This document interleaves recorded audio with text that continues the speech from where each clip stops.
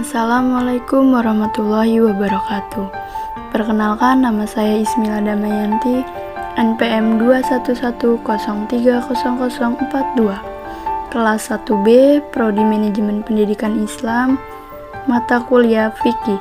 Di sini saya akan menjelaskan tentang warisan.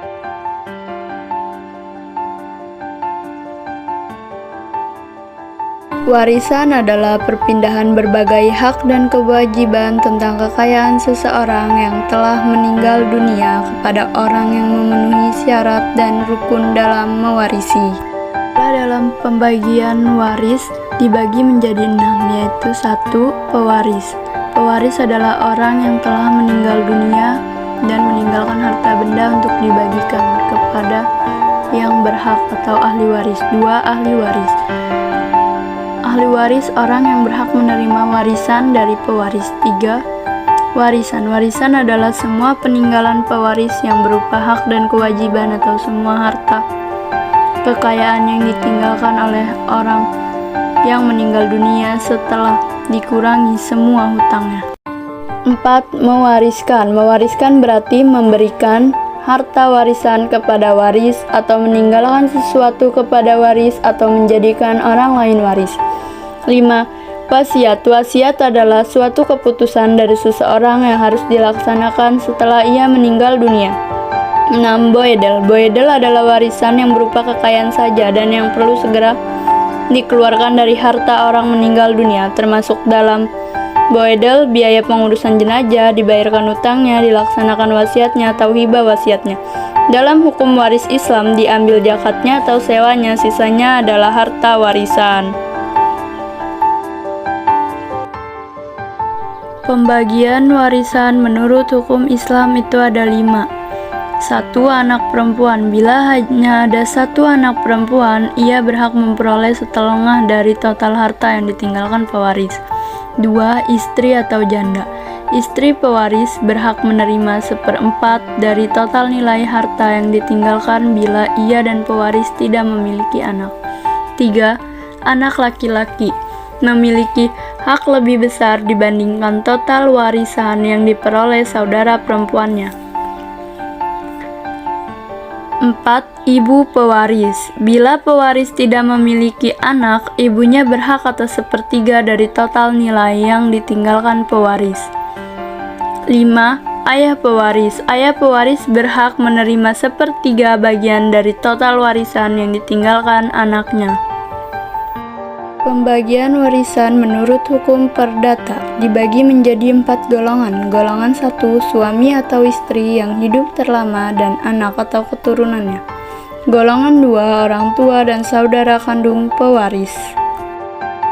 Golongan 3, keluarga dalam garis lurus ke atas sesudah bapak dan ibu pewaris. Golongan 4, paman dan bibi pewaris baik dari pihak bapak maupun pihak keturunan paman dan bibi sampai sekarang tak pernah dihitung dari pewaris. Pembagian warisan menurut hukum adat menjadi 2, yaitu pembagian warisan di adat patrilineal. Ahli waris yang berhak menerima warisan adalah anak laki-laki pewaris.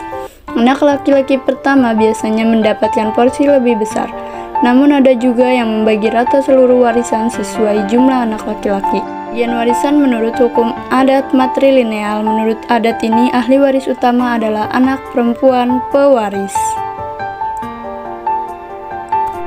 Rukun waris. Rukun waris ada 3, yaitu orang yang mewariskan, al-muwaris, yakni mayit yang diwarisi oleh orang lain yang berhak mewarisinya. 2. Orang yang mewarisi, al-waris, yaitu orang yang bertalian dengan mayit dengan salah satu dari beberapa sebab yang menjadikan ia bisa mewarisi. 3. Harta warisan, al-maurus, yakni harta warisan yang ditinggalkan mayit setelah kematiannya, yajid muttaqin. Syarat waris. Syarat waris ada 4, yaitu 1. Orang yang mewariskan harta benar-benar telah meninggal dunia. 2. Ahli waris yang akan mendapatkan warisan masih hidup. 3. Diketahui dengan jelas hubungan ahli waris dengan si mayit. 4. Satu alasan yang menetapkan seseorang bisa mendapatkan warisan. Hal yang menyebabkan ahli waris mendapat warisan dibagi menjadi 3, yaitu 1. Kekerabatan, merupakan hubungan nasab seperti ibu, bapak, anak, saudara, paman, dan bibi. 2. Pernikahan, merupakan pernikahan yang sah antara suami dan istri. 3. Perbudakan, merupakan hubungan antara budak dan orang yang memerdekakannya. Hal yang menyebabkan ahli waris tidak mendapat warisan dibagi menjadi 3. Perbudakan, seorang yang berstatus budak yang tidak mempunyai hak untuk mewarisi dalam saudaranya sendiri. 2. Pembunuhan, pembunuhan terhadap pewaris oleh ahli waris menyebabkan tidak dapat mewarisi harta yang ditinggalkan oleh orang yang membunuh.